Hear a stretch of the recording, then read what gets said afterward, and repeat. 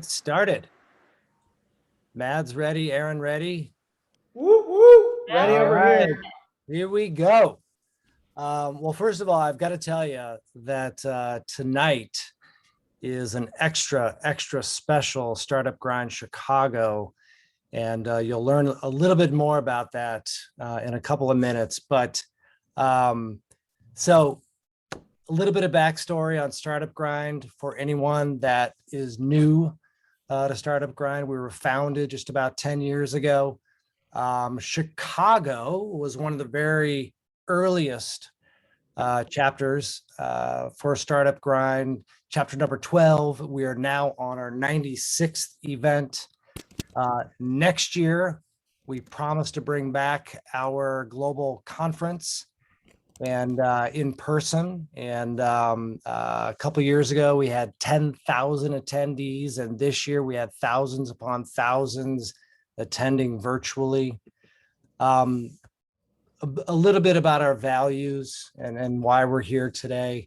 Always give first. We're here to make friends, not collect, sort of virtual business cards, if you will.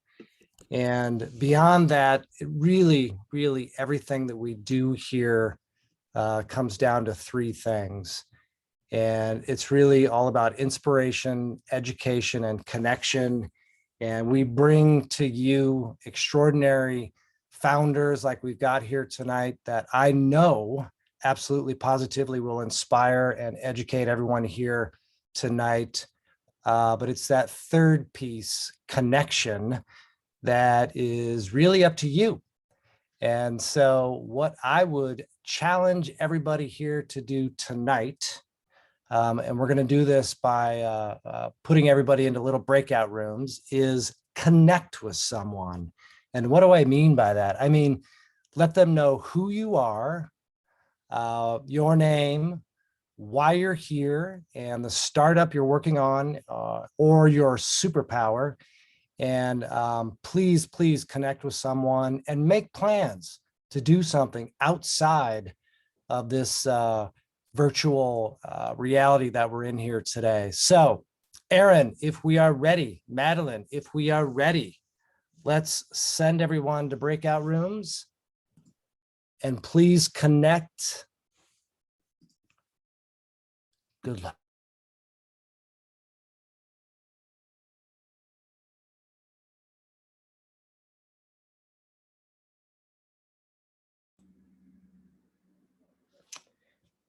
Oh, hello, everyone. I can't hear anyone. Sometimes the internet's just slow. I think they'll be coming. They'll be going to the rooms, hopefully.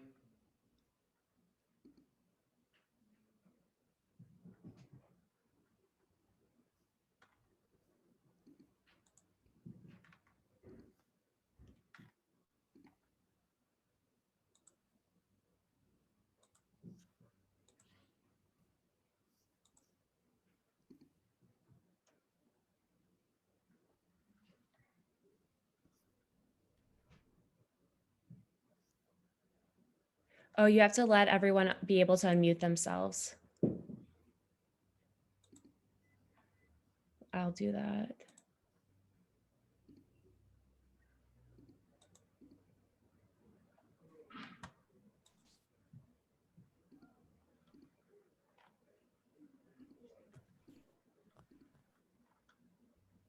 Hello, everyone.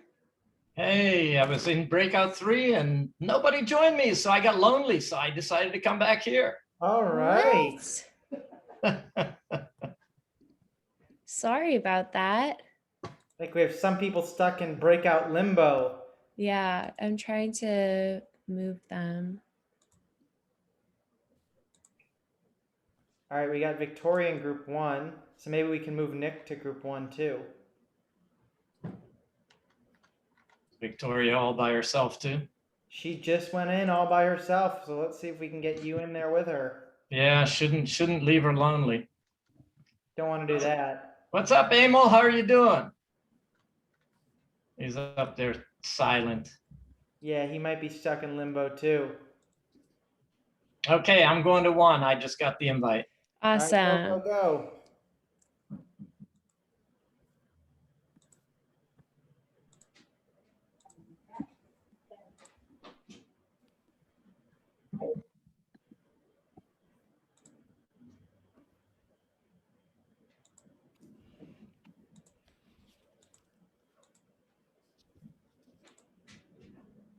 mode. And here's this kid, trying to demo this rough prototype to me. And I'm like, all right, I don't know what this is, but I got to go set up. But in any case, I just wanted to share with everyone that, this is kind of a special evening for me. It's rare that I get to see someone like our special guest here tonight go from literally from concept all the way through to a really good sized exit.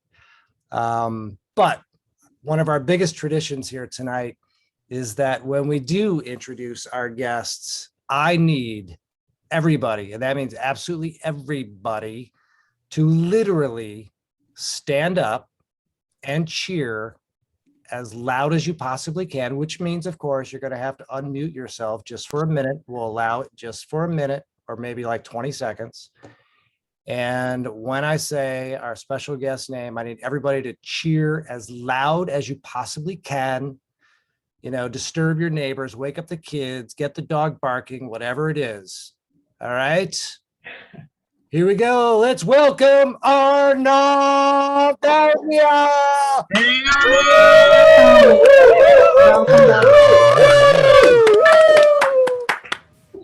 Wow, thank you guys. Wow, that's feels amazing. Feels like I'm just there in person with everybody. Soon enough, we'll be back in person. So now, before we get started, again, I mentioned that you and I met, and it was in 1871. I'm almost positive it was one of the very first Startup Grind events that we had here in Chicago. And I remember that feeling of being frenzied and trying to set up at 1871, and you were showing me this rough prototype. But before we go there, let's go back even further.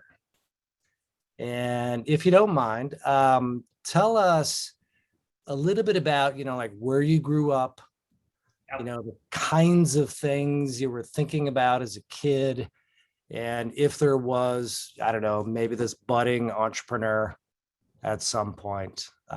So tell us about growing up. So I grew up in India. My family is still there. I grew up in a city called Calcutta. And growing up, so my parents were in business. So they owned a small tea company. Which, I kind of saw my parents kind of working on a business growing up. So I definitely picked up some things over there. However, growing up, I actually wanted to be an architect. And I was not good at school. I was not good at science. I was not good at math. So very quickly realized that the dream of being an architect it's going to be difficult to achieve. I was not willing to commit myself to like 10 years in school before I did something. So long and behold, I came to Chicago to study economics. In India, economics was kind of like the cool thing. And I had to convince my parents to send me to the US, right? So when I got admitted at the University of Chicago, I was like, hey, look, I got admitted at the best school in the world for economics. Now you have to send me now.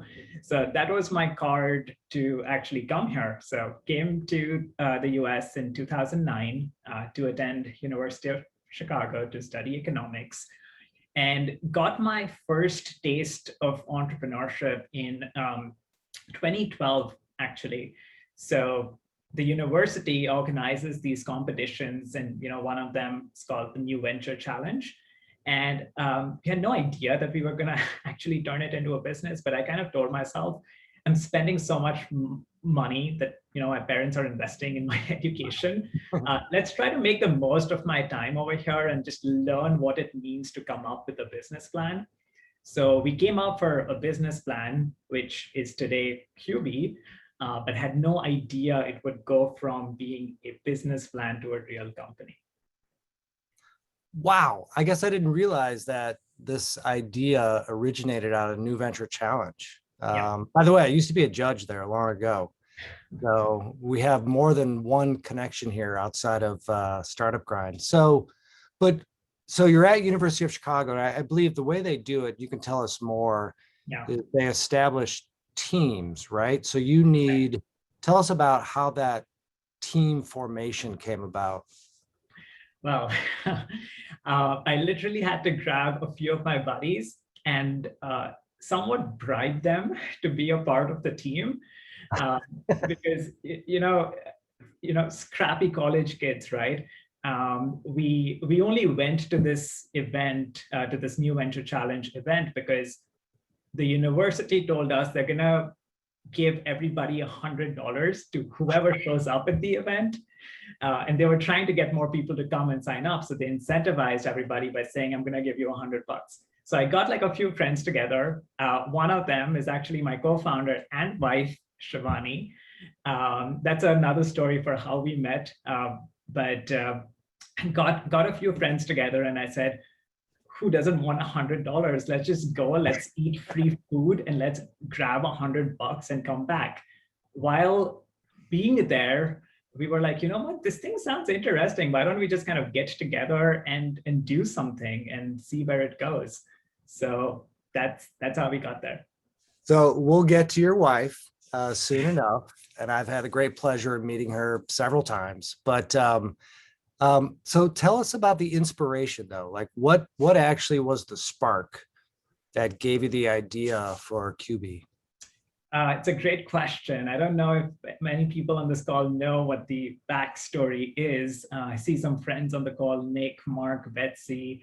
Cubii actually started off as a company that wanted to help conserve energy. Nothing to do with fitness. And honestly, for me, coming from India, where electricity is still somewhat of a scarce resource, it's a valuable resource, right? And seeing the wastage that we have over here in the US, it was crazy to me.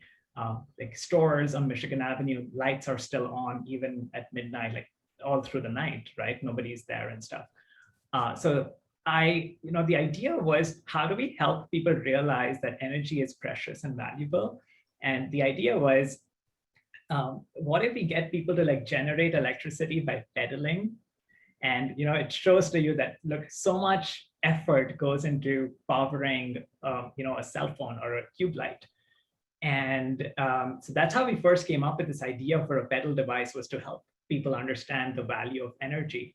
And then we had to stop ourselves and ask ourselves the question, okay, what problem are we really solving? Are we solving the problem of helping people exercise more? Are we solving the energy problem more?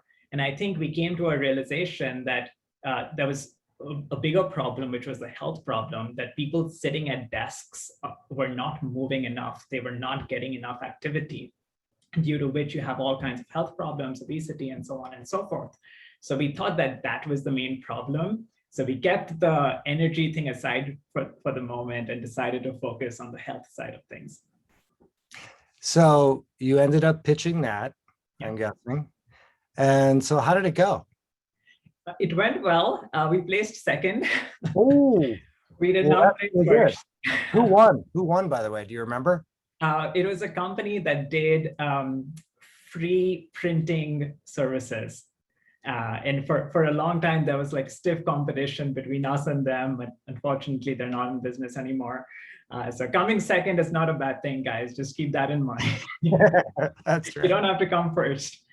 So we got like a $5,000 check from the university. And we were like, wow, this is awesome. And, didn't know what to do with $5,000. After that, we actually stopped working on Cubii for a little bit. We went back and got full-time jobs because being immigrants, and again, parents had invested so much in our education, we were like, well, we got to start paying them back. So a year after graduating, we were working in the suburbs, spending about an hour and a half commuting each way. And by the time we came back home, we were so tired or lazy to go to the gym. So then it kind of almost reminded ourselves that, hey, you know what, this idea that we had in college, this is a real problem. Like, you come back home from work, you've spent 8 hours, 9 hours sitting there, and you're tired or you're lazy to go to the gym. Why couldn't I just do something when I was sitting at work?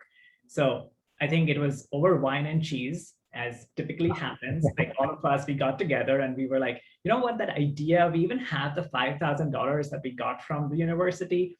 why not work on this nights and weekends while still keeping our full-time jobs and see where this goes? So that's when the Kickstarter idea came up.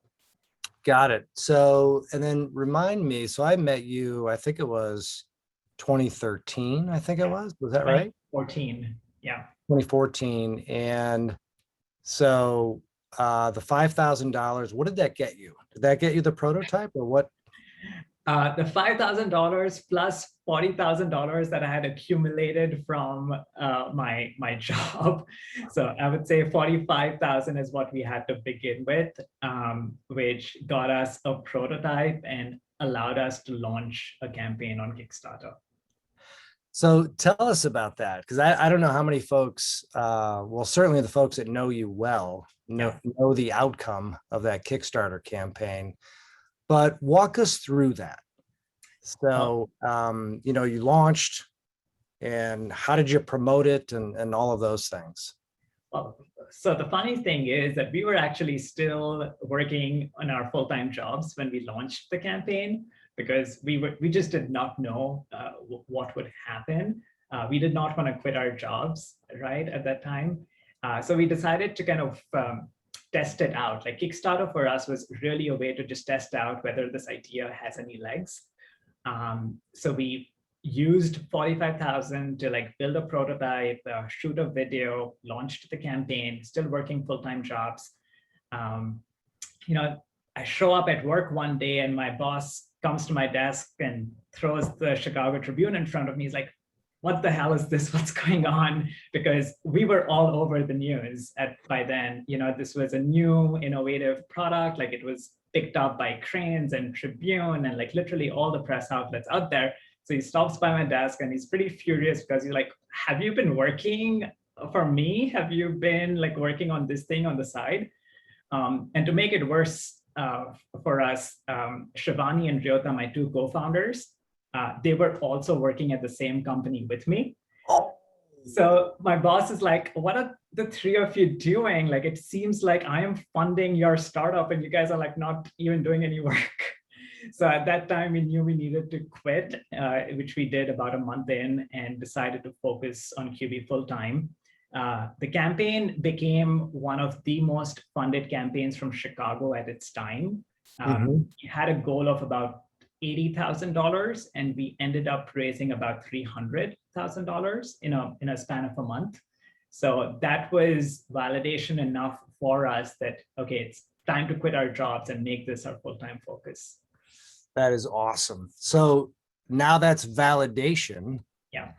But now you've got to make these things, right? now the real work starts. Although we assume that, okay, we have all this money, we can go conquer the world, we'll figure it out. But you don't realize how quickly $300,000 dries up, especially when you got to use that money to produce goods and send it to your backers as well. So walk us through that. And I mean, I remember this vividly when you were trying to scout out, you know, manufacturers and all of that. How did you arrive at all of those decisions? So we've got, you know, design, manufacturing. Did you outsource? Did you guys do it? Like, walk us through that. So give you an idea of my team. So it was me, studied economics, Shivani studied economics, and then Ryota, who was a biology student. So none of us came from the design or engineering world. I think the way we got to manufacturing was listening to people. The way we got through design was really listening to advisors. And I actually have, I think somebody on the call as well, Mark Swislow.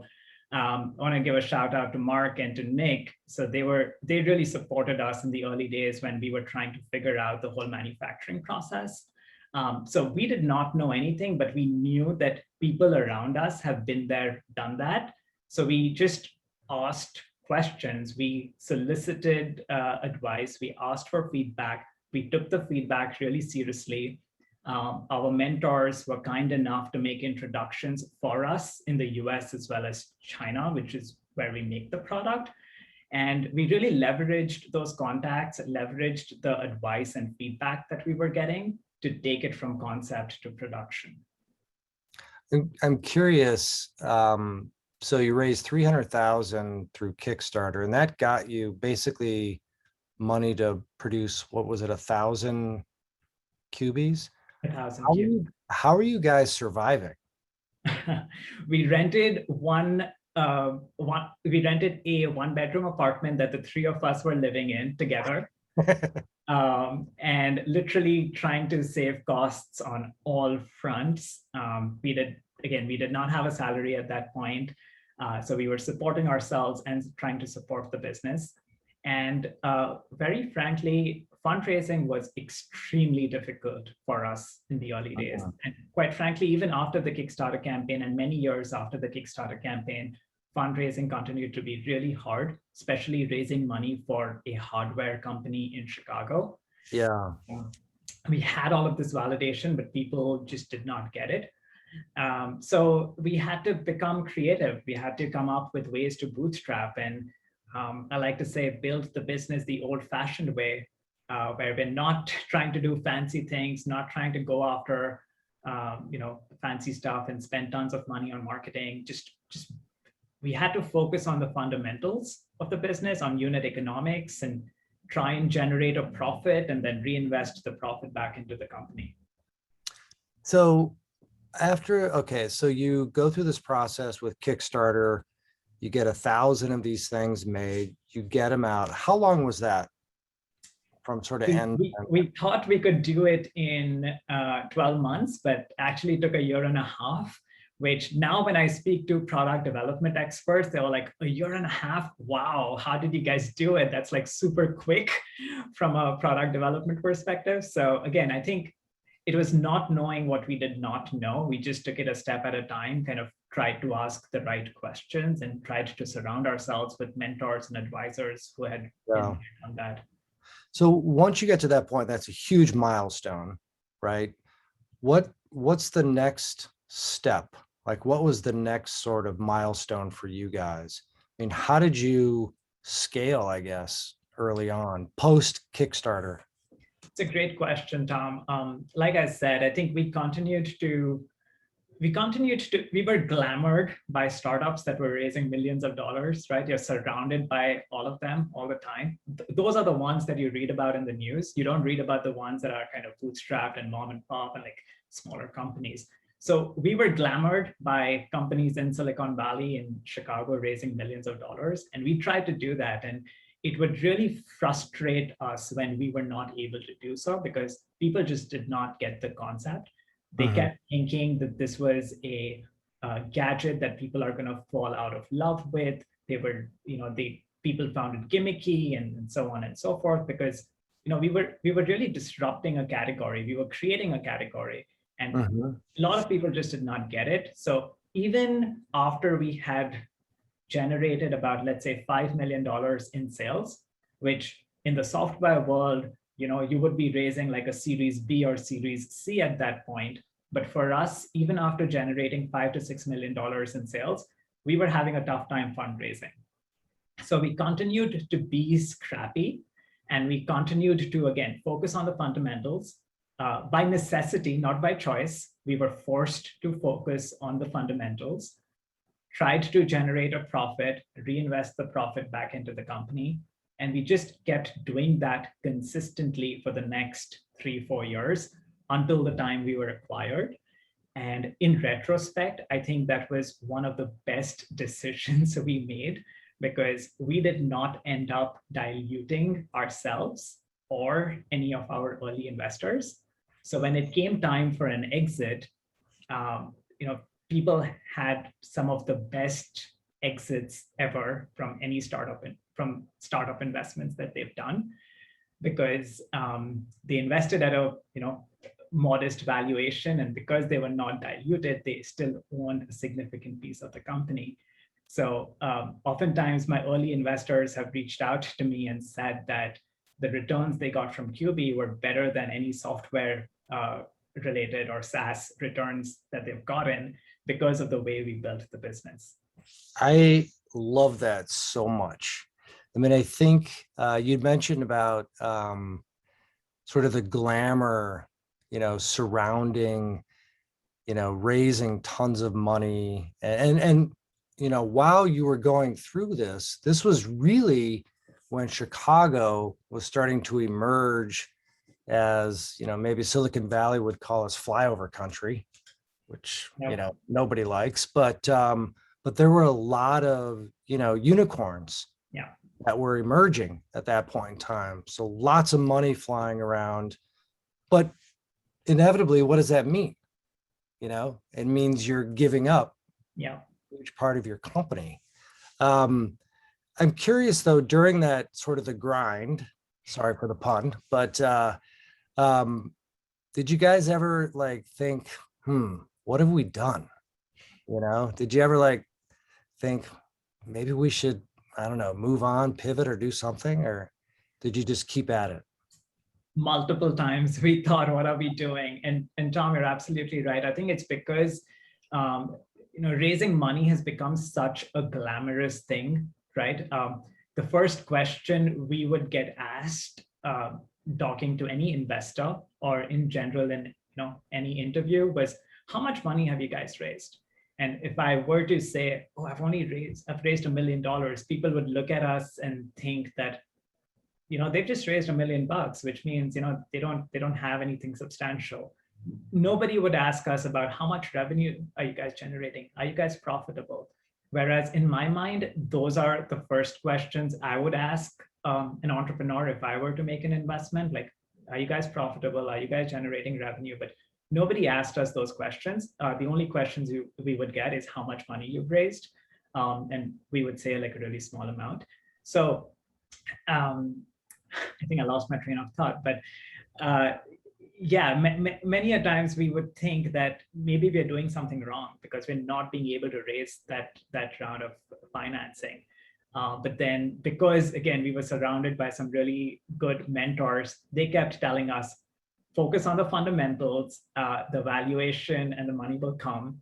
And we got to a point where we were so profitable that investors, private equity investors, then started to kind of come after us and with all kinds of offers. So, wow. So let's talk more about that. So offers are starting to come in. Everybody here knows that, you had this nice exit coming out of it, but tell us about that kind of decisioning process. So I suppose if PE firms are giving you a call, they're wondering, how can we inject money into this thing and scale it up, expand product line and all of the, and of course, take out current management and put in their own and all of that. And of course you didn't do that, but talk about that. Like, how did you decide what you were going to do with all of these sort of offers coming in? I think the realization first came to us that this thing has grown to a point where we need help to take it to the next level. So I think it was a combination of two factors. We were starting to get approached by investors, by private equity investors, but we also had this self-realization that if we don't bring in help, we're gonna hit like a glass ceiling. So we started to entertain these conversations, and we primarily focused on investors that were interested in investing in the company for growth. So we interviewed at least, I want to say 15 or 16 investors. And Betsy and Mark and, again, a few people on this call were immensely helpful in making some introductions for us as well. So we tried to go through our network as much as we could. And, how the process worked, it was pretty much like dating. You have to find the right fit both sides. It wasn't just about, who gives you the highest valuation. It's not about the prettiest girl at the dance. It's about who do you want to spend your life with? And that's what we try to kind of look for, because even now, as founders, we continue to be like heavily invested in the business, this so-called second bite at the apple per se, where we took some chips off, but we still remain heavily invested in the business today. So we wanted to find a partner that could really help us take this business to the next level. So rather than trying to just look at valuation and so on, we wanted to see who's going to be committed to it and who do we want to marry and who do we want to spend the rest of this time with. How ironic that early on you couldn't get anybody to invest, and then later on you're interviewing investors, deciding upon who you want to invest. Yeah, absolutely. The tables definitely flipped, and I keep going back to the same thing, which is focusing on the fundamentals. You might be in a space which is like really hot and sexy and attractive and getting a lot of investment, and if you have that, awesome. However, if you focus on the fundamentals, you can never go wrong. And when I say fundamentals, it's revenue, profit, cash flow, like those things are going to hold true regardless of the industry that you're in. And I think we just took a very disciplined approach towards that from the start. Well, I would add one thing too, and I've seen this. I've worked with hundreds of startups, and you've mentioned this a couple of times, but you certainly have a high level of humility. You know what you're good at, and you mentioned it already that you recognize that maybe you hit a glass ceiling and you needed help. You needed some third party to come in and take you to the next level. And I think that's really wonderful. I really do. You also mentioned a couple things, and using the metaphor of marrying your investor. How about if we talk a little bit about actually getting married? And I'm curious, what's so funny to me is that I've known you and Shivani for 7 or 8 years. I had no idea that you guys were dating, or at what point you started dating. Did that ever, that's tough. Yeah. I have to believe. Tell us a little bit about that experience, and did it ever create challenges or problems, and how did you overcome those, and so on? It's not easy. It's the old adage, never work with family and friends. And you actually ended up creating a family out of your startup. So tell us about that. It's a great question, Tom. I'll start off with how we met, which is funny because we met in an airplane coming to the University of Chicago and sharing a cab going to college together. That's how we met for the first time. You're kidding. Yeah. Wow. And then we became good friends in college. We started dating when we were in college. And like I said, attending that event, the New Venture Challenge event, I just grabbed a bunch of friends and I said, let's go and let's get $100 together, right? And then things obviously evolved. We decided to test the idea picked up, and we kind of became our business. Like, we decided to quit our jobs and kind of focus on this, right? We were dating for a while, and then we decided to get married, and now we have a little one on the way. Ooh, congratulations. Thank you. We're expecting in June. I think from the early days, I think we just kind of split up our roles in a way in which, we've always been very respectful of each other's views. We agree to disagree, and we've just kind of split up our roles in a way in which we don't necessarily come in each other's way per se. And it's an interesting comment that you bring up, where it's, people always say, don't work with your spouse or don't work with family. And at some point in our journey at Cubii, I think we told ourselves we're not working with each other. We're going to figure out a way to kind of get through this business together. But after that, we're not starting a company together because it's a lot of stress. It's a lot of stress. However, one of my advisors gave me a very sage piece of advice. He said, Arnav, Cubii is the thing that's gotten you guys together, right? It's so integral to your journey together as partners. So just because you hit a roadblock, don't try to kick away the thing that brought you guys together. And this was an individual who had, recently separated from his partner because both of them just, he was a startup guy, she wasn't, and they were just finding it hard to make it work. Whereas for us, in a sense, the company brought us together, it brought us closer together as well. So his advice to us was, don't kick it away. Value that connection that you guys have. And I think that just changed the way we were looking at everything, and we started to become more of each other's strength versus weakness. And even up till this day, I think it's a true partnership between me and her. I might be the CEO and she might be chief marketing officer, but she technically reports to me, but it's really a partnership. And I think both of us consider each other equals in this relationship. And that's the reason why it's been so successful. I mean, that sounds like, something that's ready for Netflix. What a great story. I mean, it really, really is. I really appreciate that. Yeah. I think what I'd like to do now is just kind of open it up to questions from the crowd.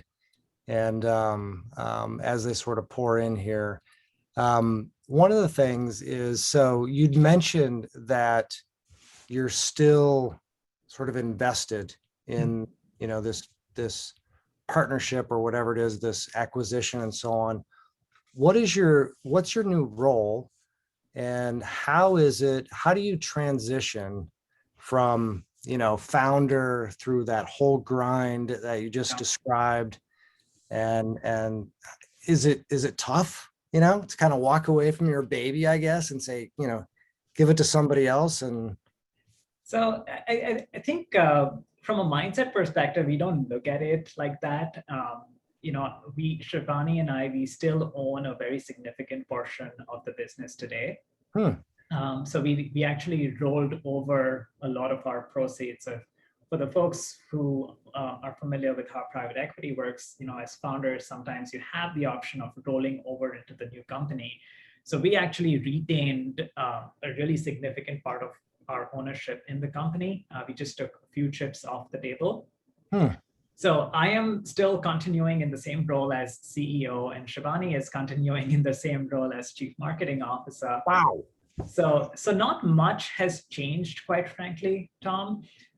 The one thing that has changed, and I think, again, it goes back to that comment you made earlier, where I think humility does play a role, where we now know that we have a board that kind of sits above us. We have private equity investors that sit above us. And sometimes we have to be okay taking direction from them. Sometimes we have to be okay, setting aside what we want to do and listen to what our board wants to do. And many entrepreneurs wrestle with that because I think their ego comes in the way. But I think in our situation, we embraced it. We said that, look, we still own a significant part of this business. The private equity firm owns a significant part. We're all aligned. Our mission is the same. Our mission is to build this company over the next 3 to 5 years and then look for another transaction. So we're all aligned in terms of what we're trying to do. And sometimes I don't get the answer I want. Sometimes I need to put my ego aside. But in the back of my mind, I know that they're also trying to do the same thing that I'm trying to do. And I recognize that they have more experience than I have. So I trust them and I let go.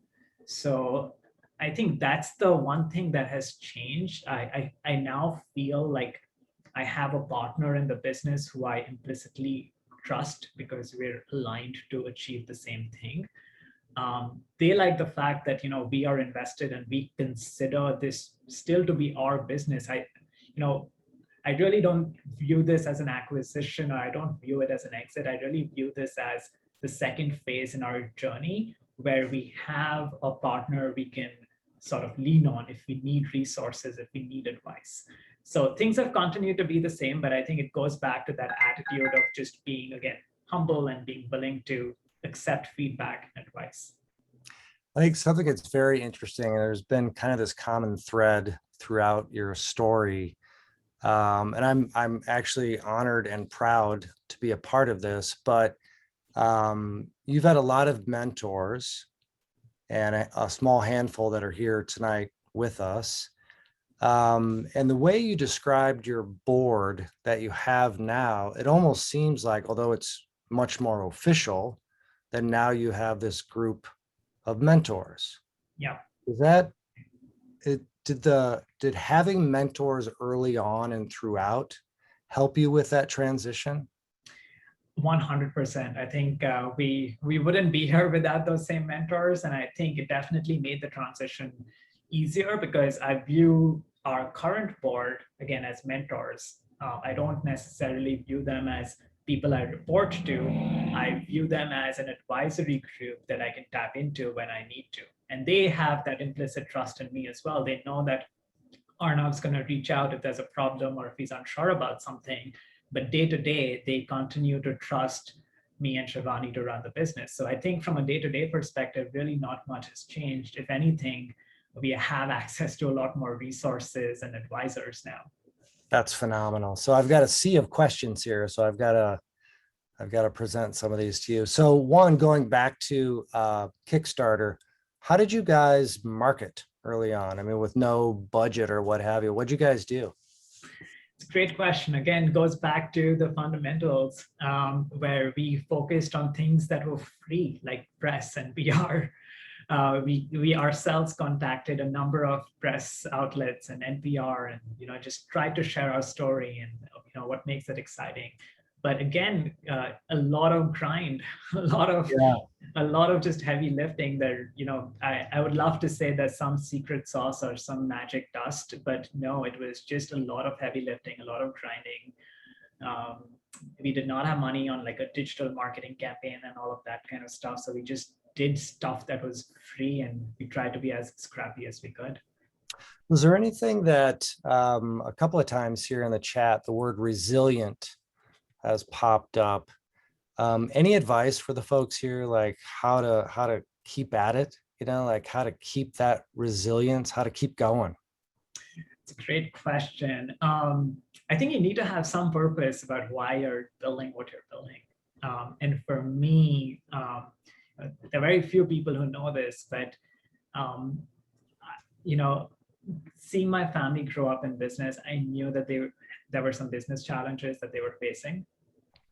And I still believe, it was just my duty to help them in whatever way I could. And I think honestly, at the back of my mind, that was the thing that kept me going.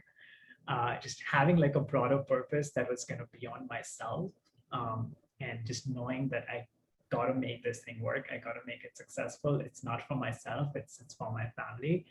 And that's what I reminded myself every morning when you would have challenges. Wow. I think I'm getting teary-eyed here. That's incredible. So looking back, kind of if there's, maybe 1, 2, or 3 times, if you had a chance to do it over. Mm-hmm. Somebody here mentioned, I forgot about this. You worked with Healthbox, I think, for a while. Is there 1 or 2 or 3 things that you would do differently in looking back? Great question. What would I do differently? Actually, let me come back to that one. I need to think about that. I mean, there are like a ton of mistakes that I've made. So at the same time, I feel like mistakes are a part of the process. I don't think I would do the mistakes differently. I would want to make those mistakes so I can learn from those mistakes. Like there's no other way. There's no book that teaches you anything. Yeah. So, when I get that question about what I would do differently, I always have a hard time because I feel like mistakes are as important of, part of the process. I know Mark is on the call. Mark calls it tuition. He's like, you have to pay tuition if you want to learn something, right? So I feel like if I had to do something, something differently, I would still want to make those mistakes because I learned so much from those mistakes. So let me think about that. No, I appreciate that answer. And even after I asked it, I'm thinking, well, if you did anything differently, then maybe it wouldn't have ended up the same, right? With such a great outcome. I am truly grateful for the way that, things shook up. And I think at every moment we tried to just make use of what we had. Like if I wanted it to happen my way, I would have probably raised a ton of venture capital money, and VCs may not have wanted us to exit. They would have controlled that outcome. We probably would not have had the same kind of financial outcome for everybody. So honestly, I'm just really grateful for the way things happen, and we just try to make the most of the moment. So I think in retrospect, I think we're really grateful, but day to day, kind of going through the grind, obviously it was really hard at times when things did not go the way you wanted, and you would want to change that. But I think at the end of the day, whatever happens for a reason if you make the most of it. So now with your success, right, that means, that invites competition. Yeah. And now that you've reached this incredibly meaningful milestone with more capital, more experienced folks around you, and so on, what keeps you awake at night now? Like what's ahead? Can you crystal ball it for us? Like what are you going to be doing 2 years from now? It's funny you say that, because my response generally is that, I think this is the start of the journey. Yeah. I feel like if we could get so far in such a scrappy kind of way, without much resources, without some really smart people around us, I think I look at our leadership team right now and I feel like I'm the dumbest person on that team. I just have a team of such awesome people around me. So, what keeps me up at night is like, wow, I have access to so many resources, so many great minds. What can we do to take this company to the next level? And people are like, oh, you're already at this revenue and this valuation. I'm like, yeah, but I got here without those things, and now I have those things. So what can I do to take it to the next level? So it really feels like it's the beginning of a journey versus the end. Yeah, that's phenomenal. Couple other questions here. So, and you don't have to necessarily disclose all of this, but can you tell us about your sales these days? Like generally, what are you generating? And somebody's asking about margin. I'm sure you don't want to share that, but maybe an idea. So maybe others who are trying to produce physical products get an idea. Unfortunately, I cannot disclose. I know. Yeah. However, I would say that we, again, still continue to this day to focus on fundamentals, just being revenue and profit. So it's still very much focused on that, not just valuation. With regards to margin, I would say that there are some industry benchmarks that we look at. So, if you're making something for $1, you should sell it for something between $4 and $5. And these are just some industry benchmarks that we've learned throughout our years. So yeah, I would just encourage people to think about that ratio. Very cool. All right. So I think we're about ready to close out here, but one more thing. Any parting words for everybody out there as they're sort of getting started? I know you and I were in a breakout room with a young man who I think was just getting started with a potential Kickstarter campaign. Any words of advice, thinking of that guy in particular at that stage of the journey, any words of advice that you would give folks out there? Just one piece of advice, just listen more than speak. I would say whether it's listening to your advisors in your early days, and then once the company matures, listening to your customers. Wow. And I'll share this one final story before we depart, which is when we started the company, we wanted to focus on people in the workplace, right? Helping them stay more active. We don't focus on that consumer anymore. We actually focus on a very different customer segment. We focus on what we like to call health hodlers. And these are people that have some kind of health related struggle or health related challenge. And we help them get started on their fitness journey. So if you think about it, like we were focusing on the 25, 30-year-old, now we're focusing on people that are 65 and 70 and all the way to like 95, 100. So it's a very different consumer that we're focused on. And that has also been one of the keys to getting to where we are today. And the way that happened was listening to our customers. When my advisors gave me this advice, I actually took it a bit too literally, and I dropped a thank you note in every Cubii box with my phone number and email address on it. And I would literally get calls in the middle of the night from individual consumers talking about how they're using the product. And that's when I realized that, okay, they're not using it at their desks. They're using it after rehab. They're using it after surgery. They're using it in front of their couch while watching TV. So if there's one thing that you take away from this, I would say it's listen, whether it's listening to your advisors or listening to your customers, because yeah, that's invaluable. That is amazing advice. Absolutely love it. All right. Well, I have to tell you, this has been a pure joy.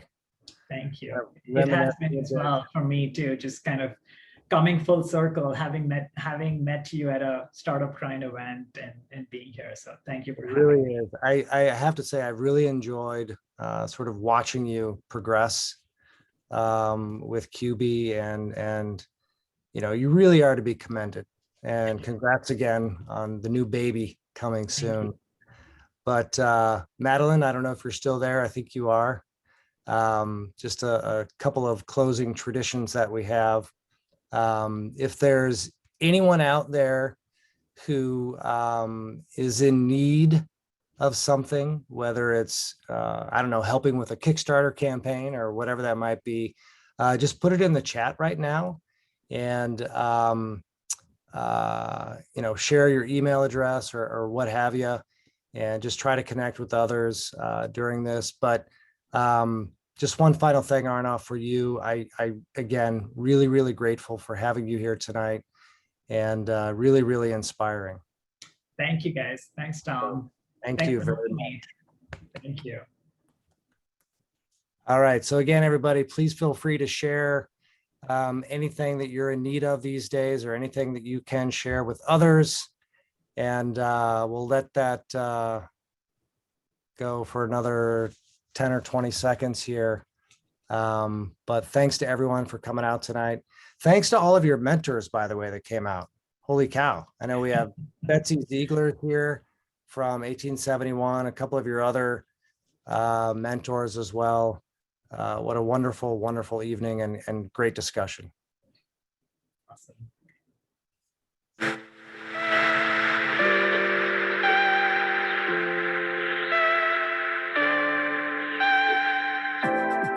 I know sometimes you can say the wrong thing. You won't get no